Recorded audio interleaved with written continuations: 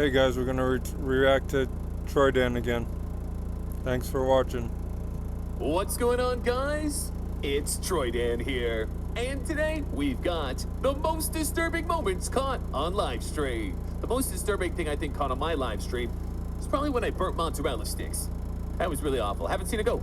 In December of 2022, the authorities in Northern Ireland came across a bizarre crime scene where the most likely suspect was somehow in two places at once. It all started on the 18th of December when Irish YouTuber VoteSaxon07, whose real identity is 33-year-old Stephen McCullen, live-streamed himself playing GTA Vice City. The stream started at around 6 p.m. and Stephen stayed live for about 6 hours, till midnight. The stream itself was quite unremarkable, with Stephen playing the game mostly in silence, broken by his occasional commentary. Unfortunately, while he was streaming comfortably in his home, his 32-year-old girlfriend, Natalie McNally, was going through something downright horrific. Stephen, however, was completely unaware of this and promptly went to sleep after ending the stream. The next day, he woke up to a barrage of calls and messages regarding Natalie. She was apparently at her parents' house the night before to watch the World Cup finale. The match ended at around 6 p.m. and Natalie went back to her home shortly after, which wasn't too far away. She lived alone in Northern Ireland with her 2 cats and a dog. However, the next day, no one could get through to Natalie. She didn't show up to work and wasn't picking up her phone either. At the time, she was also 15 weeks pregnant with Stephen's child. So when she went silent, her friends and family grew worried, fearing she was facing some health concerns. After learning about her absence, It wasn't menopause. Sorry, it was on my conscience. It wasn't menopause. and waiting a few hours for a response, Stephen went to her home, which was about 20 minutes away from his home in Lisburn. Unfortunately, he was too late. When Stephen arrived at Natalie's home, the door was wide open. Inside, he found her lifeless on the floor. She had been killed.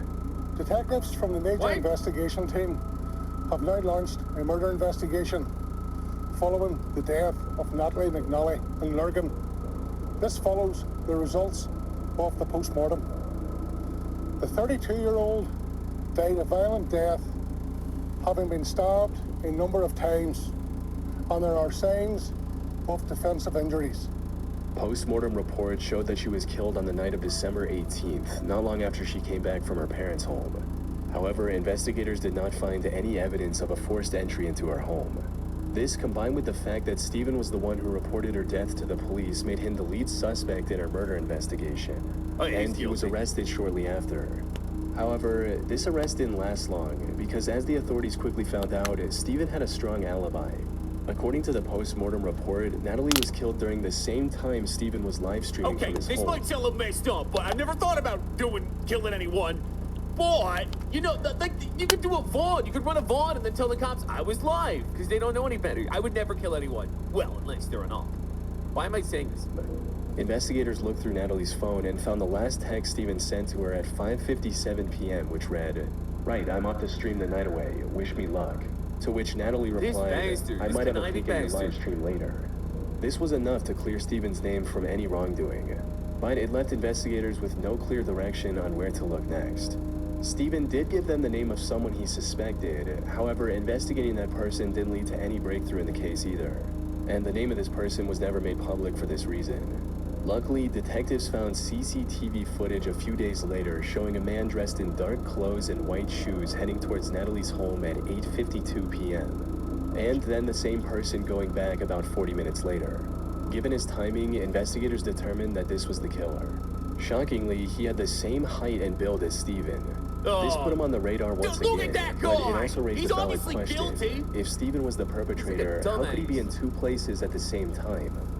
Without any other option, the authorities put a £20,000 reward for information regarding the killer and continued investigating. £20,000? They also feared that by the time they started this investigation, the killer could have easily fled to any of the neighboring countries. In the meantime, Natalie's case had become national news, resulting in multiple memorials around the country. This put even more pressure on the investigators to find the killer as quickly as possible. They made several arrests and even seized the suspect's car. Investigators also found the weapon the killer used on the 5th of January 2023, which was a knife from her own home. However, none of these developments brought them any closer to identifying the killer. That is until January 31st, when they arrested Stephen again, but this time with solid evidence. As it turns out, the only thing keeping him out of suspicion, the live stream, was completely fake.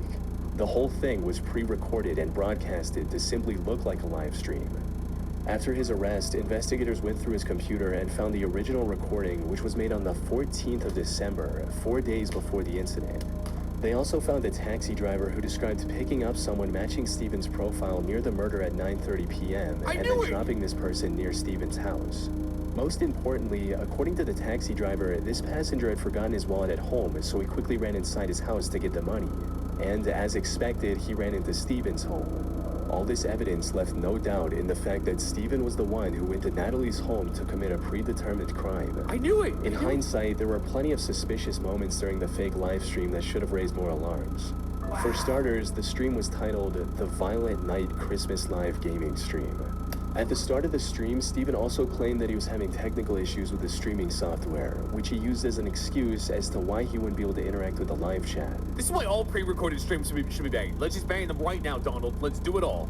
Well, because this streaming software is kind of up the left, it means I can't check the live chat, which is a real shame. So, by all means, talk amongst yourselves. This ensured that no one questioned why he wasn't talking with his viewers, which is essentially the whole point of doing a stream instead of posting a pre-recorded video. At the start of the stream, Stephen made sure to repeatedly mention what day it was. Hello to all in this glorious Sunday evening. Yeah, so I just thought, why not? I'm gonna do a live stream because this day next week is Christmas. So what more could you want for Christmas other than an evening with your old pal, Stephen? This was likely an effort to make his alibi stronger and to say, look, I was streaming the same night. I even mentioned the day at the beginning.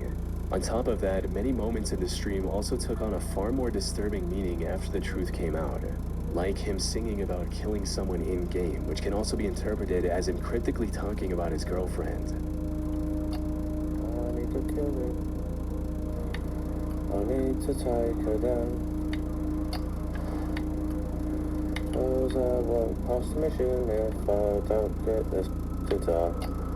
Well, he's on the top. At another the point mission, during mate. the stream, he makes a nothing to do with pun it. that sounds like Natalie's name and finds it unusually amusing. Yeah, that's physics. That's what would happen in the real world. Absolutely. Absolutely.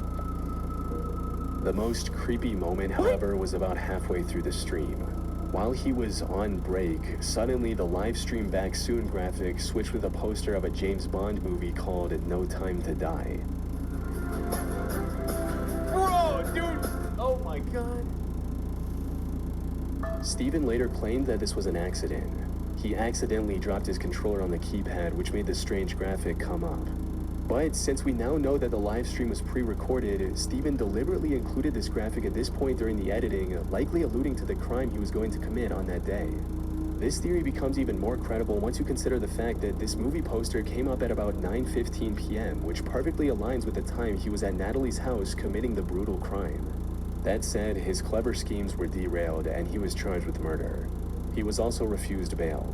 And at the time of writing, he's awaiting trial on May 6, 2025. Hopefully, Natalie and her family can get the justice they deserve. Dude, that guy, I literally said that's exactly what someone was gonna do. That's why I said I was gonna do it. I'm not gonna kill anyone. I didn't think he was actually gonna do it. It's a hell of an alibi. On I'm not April killing it. 4th, It is a hell of an alibi. 2020, Ernest Wilson went live on Facebook during a house party, without knowing that these were his final moments alive. Ernest was a 24-year-old warehouse worker living in Baltimore, Maryland. The only passion he had in life was for partying, playing board games, and turning them into drinking games. Unfortunately, the 2020 pandemic and the subsequent lockdown closed every public venue he frequented. So he decided to take matters in his own hands and came up with a solid plan.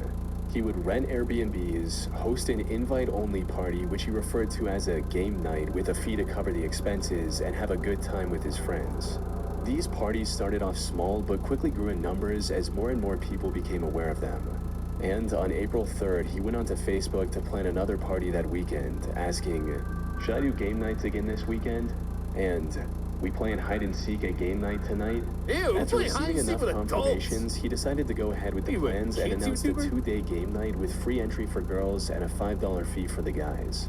Not long after this announcement, he also made a post about bringing uninvited people, stating, "Please don't show up with nobody I didn't personally invite if we didn't discuss it first. They're going to get left outside." Maybe he had experienced problems with uninvited guests at past events. Or maybe he simply wanted to know the exact number of attendees ahead of time. But in hindsight, his concern makes a lot more sense. As the night approached, Ernest started the event, and it went just as well as he could have hoped, with everyone dancing and having a good time. That is until 2:30 a.m. when the group decided to play the hide-and-seek game they discussed earlier. Ernest took charge as the first seeker and began a countdown at the Airbnb's backyard. What adult plays hide and seek? 2, 3, 4, 5, Why is he counting weird? 6. However, as soon as he began searching for his friends, he stumbled upon something completely unexpected. What? 1, Who's climbing the gate? 3.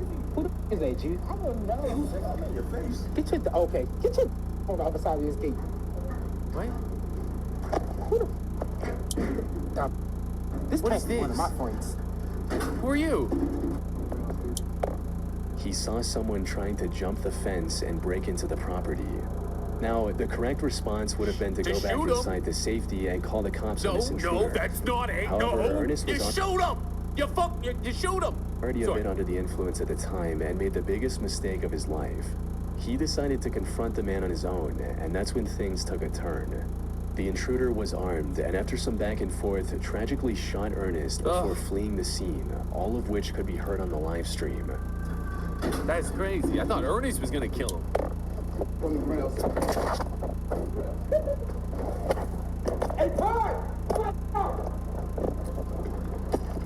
What a crazy The police scenario. arrived at the property at 2:45 a.m., where they found Ernest lying in a pool of his own blood. According to the few statements that were released to the public, this appeared to be a case of a robbery gone wrong. However, some believe there was more to the story. This is because during Ernest's struggle with the intruder, a girl can be heard laughing in the background.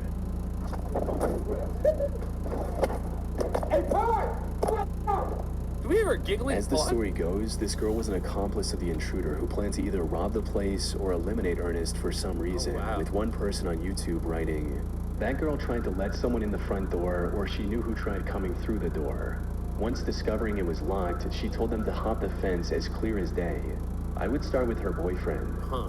Unfortunately, from what I can find, the police never caught the suspect, and Ernest's case remains open to this day. Oh, wow. So, whatever their motive was, I doubt we'll ever know. But we need justice especially for 5 years Ernest, later. dude. It's messed up.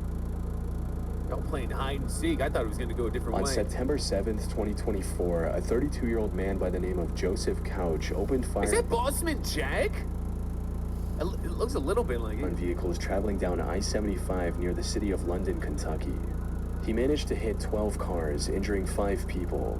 Fortunately, there were no fatalities. As authorities rushed to his location, Joseph managed to escape into the wooded area alongside the highway. This left the investigators with no choice but to search the Daniel Boone National Forest, hoping to find the mass shooter. In the meantime, they also began looking into Joseph's past and made some chilling discoveries. He served in the Army Reserve from 2013 to 2019 before receiving an honorable discharge due to him developing PTSD. More importantly, this wasn't his first entanglement with law enforcement.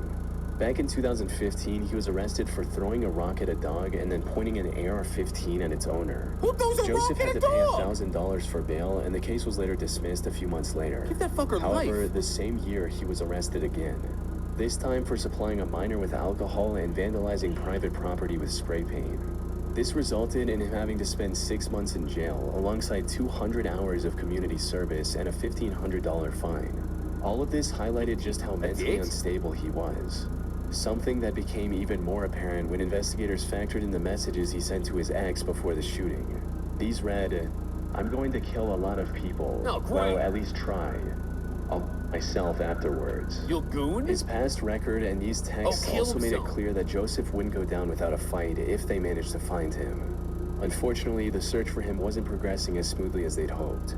The search for the suspected highway gunman, Joseph Couch, intensifies as law enforcement has expanded its search efforts. State police say they are extending their search deeper This guy into the looks so Daniel Boone familiar National for some Forest as the reason. manhunt This is a for YouTuber. Couch I just don't know enters which day one. 7. Local agencies were forced to close a section of I-75 and shut down schools, fearing Joseph might strike again. Eventually, they did manage to find his SUV, which also had numerous cases of ammo for the AR-15 style rifle he used for the shooting. However, this didn't provide any clues about his current whereabouts. In a desperate measure, the authorities put a $35,000 reward for finding Joseph to enlist the help of locals. And that's where the McCoy couple entered the picture. Fred McCoy and his wife Sheila that's a operate a big museum day. dedicated to the historic feud between the Hatfield and McCoy families in Kentucky. They also run a small YouTube channel dedicated to this museum called Hatfield McCoy Museum Adventures, where they discuss the various aspects of that feud in greater detail. After hearing about the massive reward, the couple decided to give it a go. They had lived in the area their entire lives and knew the wilderness well. $35,000. That's a sweet little piece of money. Hey, he's a little sweet piece. When he buy in some sweet bonanza, you give him We're that. hoping he finds us. But we're going looking for this couch guy. Hell yeah, Dad, go get him. Dude, that's my They also dad, bro. decided to What live the? stream their adventure 30 through the years Kentucky younger, so- forest on YouTube, likely to have an instant record of whatever they find. They truly believed they could find him, and luck was on their side. Because during one of their live-streamed expeditions, Fred noticed a whole bunch of vultures hovering over the same area, Yo. possibly indicating a rotting corpse nearby. Yo. The two decided to head towards the vultures, and just 30 minutes later, the McCoys found what they were looking for.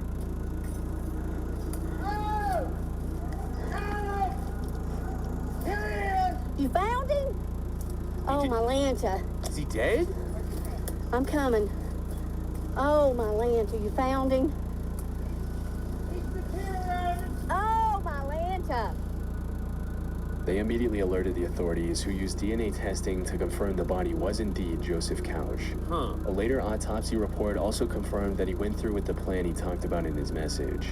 After 13 days of searching, the I-75 shooter mystery finally came to a close, ending the manhunt and easing the fear of Joseph still being out there. Man, that was a good little loot to find in the wildy. On October 28, 2019, a 47-year-old Japanese man named Tetsu Shiohara live-streamed himself climbing Mount Fuji. Bro, what is And going what was on in supposed this to be room? nothing more than a fun stream, it quickly turned into an avoidable tragedy. You see, Is he a Tetsu had hoarder? been climbing Mount Fuji since 2017 and had already reached the summit many times. However, all of those previous expeditions were during the climbing season, which stretches from July to mid-September. And while it's not an easy task, it's far safer during these months with maintained trails, milder weather, and resting huts along the way that also sell essential supplies like food and oxygen cans. So when Tetsu decided to climb the mountain in late October, it was already covered in thick, slippery snow. And the conditions were far harsher than he could have imagined, with winds reaching up to 60 miles per hour. Yeesh. All of the resting spots on the mountain were also closed for the off-season. But despite this being his first off-season climb, the unfavorable conditions did not deter Tetsu. He was determined to reach the summit and make it back in a single day. Unfortunately, Oh my. the stream didn't get off to a good start, as he forgot to bring essentials like thicker socks to keep his feet This warm guy and just crampons sucks to at prevent his climbing, shoes dude. from He just slipping. sucks at it. Why are you doing this? What are you doing? You have crampon? Tampons?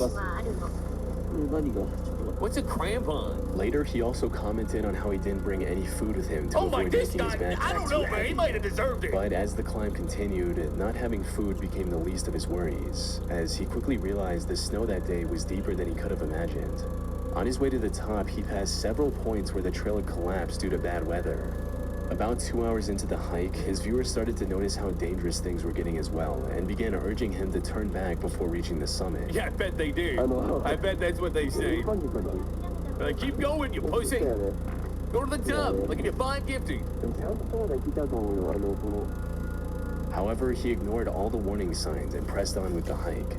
And by sheer willpower, actually managed to get close to the summit. Sadly, this is where his luck ran out. While treading through a particularly steep section of the trail, Tetsu slipped and fell down the mountainside.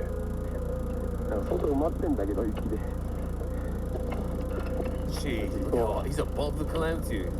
Oh my god, dude, it's great. Yo, this, wow. Seconds after slipping, his phone hit a rock and turned off, ending the live stream. Oh my. His viewers immediately alerted the authorities. However, due to the harsh conditions, it took rescue workers 2 days to locate Tetsu's body. They found it severely dismembered, 2,300 feet below the point where he'd slipped. Now, for most people, this was an open and shut case of an inexperienced and underprepared person misjudging the dangers of Mount Fuji. But I came across some interesting theories regarding the situation. For example, one person stated, "I don't think he wanted to go exactly how/where he did on the mountain, but if you ever saw the live stream, you'd know that he definitely was planning on doing it, probably at the top."